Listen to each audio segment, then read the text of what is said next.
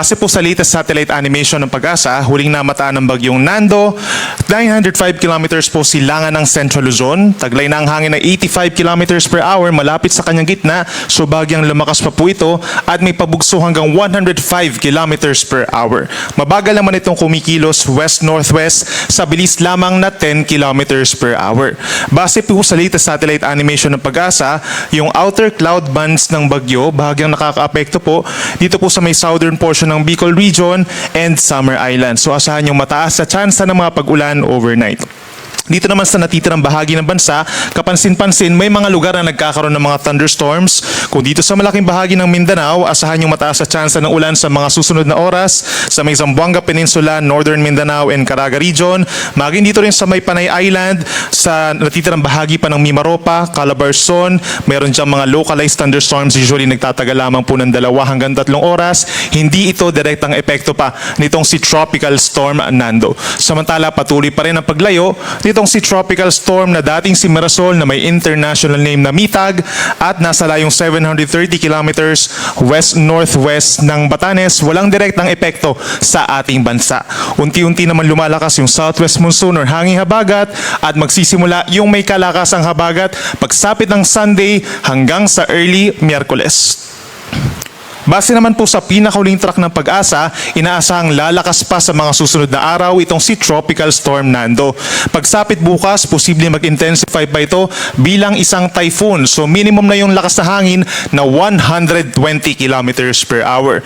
Pagsapit ng Sunday, mananatili pa rin na sa typhoon at patuloy ang pag-enhance ng hanging habagat or southwest monsoon at sa darating na Lunes, posibleng mas lumakas pa ito as a super typhoon with minimum na wind speed of 185 kilometers per hour.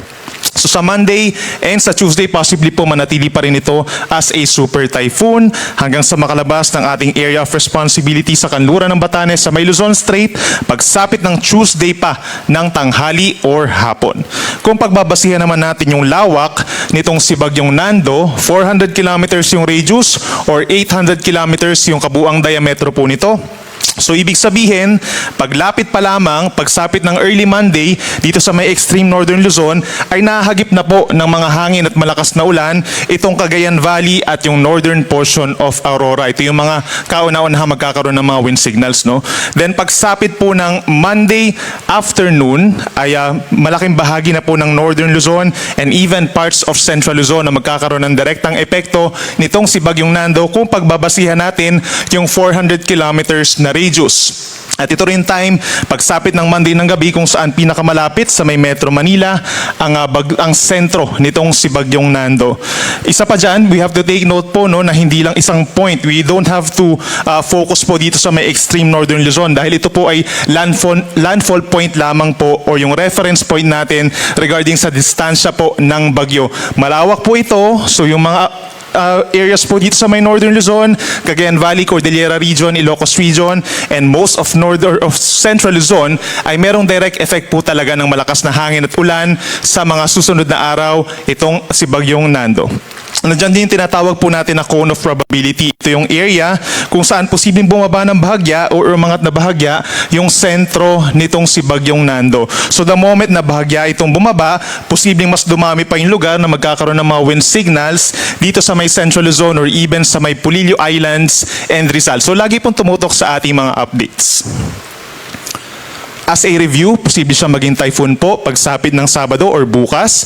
Mag-i-intensify pa ito as a super typhoon pagsapit po ng Lunes. Yung direktang epekto dito sa may Northern Luzon and parts of Central Luzon ay magtatagal simula po sa gabi ng Sunday hanggang sa umaga ng Martes.